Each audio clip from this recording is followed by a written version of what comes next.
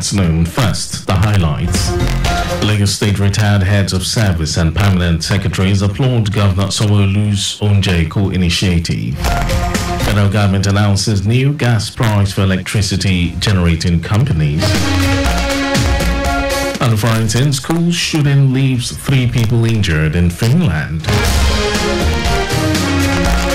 And in sports, Nigeria Taekwondo president calls for new talent, laments late planning ahead competitions, and now the details. I am Mike James.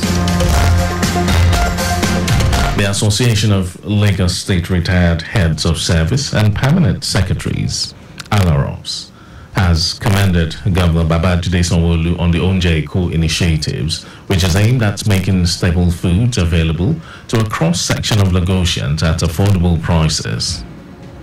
In a statement issued by the association's publicity secretary, Olushino Thorpe, president of ALAROS, Nuruddin Ojora Adejiyo, described the initiative as a step in the right direction, stressing that it has shown that the leadership of the state is quite interested in the welfare and well-being of Lagos residents. Ojora Adejiyo also lauded the recent strides of the state government in fulfilling its campaign promises through the Themes Plus developmental agenda, especially the inauguration of the Lagos Red Line, which runs from Agbado to Ito.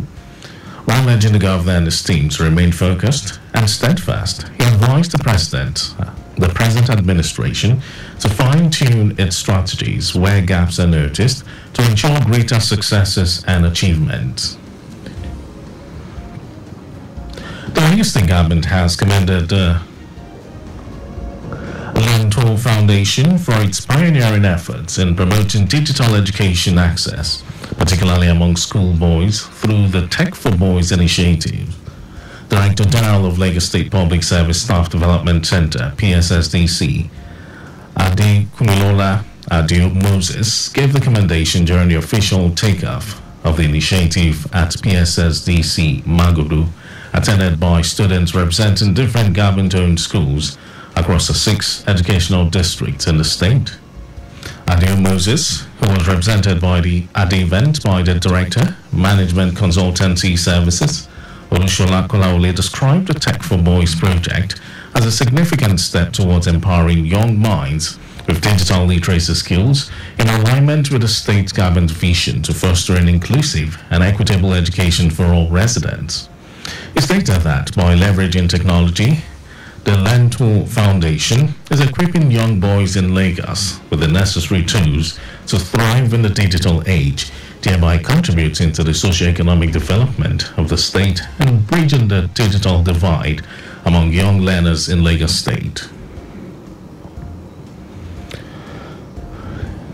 Edo State government has announced that it is leveraging technology to boost investment inflow into the state, facilitate ease of doing business, and promote business growth through the land administration reforms by the Governor Godwin Obaseki-led administration. Managing Director of Edo Geographic Information Service, Edo GIS, Osaru Ahiye, noted that the ease and convenience in processing title documents for landed property and improved land administration system had opened the state for economic growth and attracted investors. According to her, the state government has done so much to enhance the ease of doing business through the reforms in land administration. The Joint Task Force, JTF, in the Niger Delta, Operation Delta Safe, says its troops rescued 9 kidnapped victims abducted by armed gunmen on March 29 along the Ughelli-Pantani axis of the East-West Road. Commander of the Joint Military Force deployed to Niger Delta, John Ukeke, said that 10 suspected kidnappers were arrested in the rescue of the victims, who included an NYSC member and a Navy rating. Ukeke warned criminal elements within the Niger Delta region to desist from their nefarious activities, as there will be no safe haven for them in the region, as troops will not leave any stone unturned in ensuring a conducive environment for the safety of lives and properties. He also commended the troops for their gallantry and efforts in the rescue operation. Okeke urged the general public to always provide useful information to security agencies on criminal activities within their communities. And now to the rest of the stories.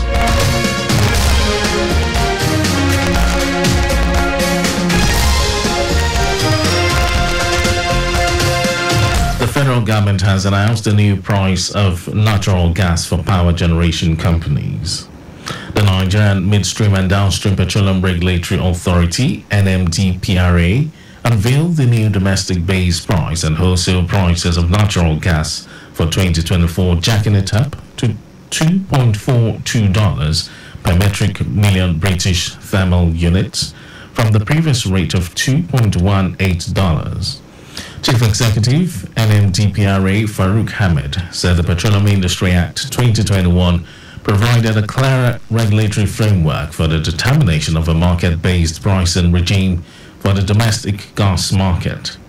He explained that the increase was in line with Section 167, the third and fourth schedule of the PIA 2021, which mandated the regulator to determine the domestic base price and the marketable wholesale price of natural gas supplied to the strategic sectors.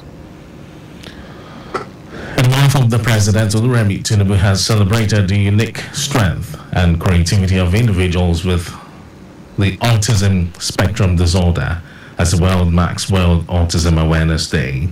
She says the journey for families with loved ones who are autistic can be challenging, saluting and celebrating their unwavering love and dedication. Mrs. Tinubu also recognizes the crucial role of community organizations in providing support, resources and opportunities for individuals with autism and their families. She notes that early diagnosis and intervention are crucial to ensure individuals with autism reach their full potential, urging parents and caregivers to be attentive to developmental milestones and seek professional help if any concerns arise.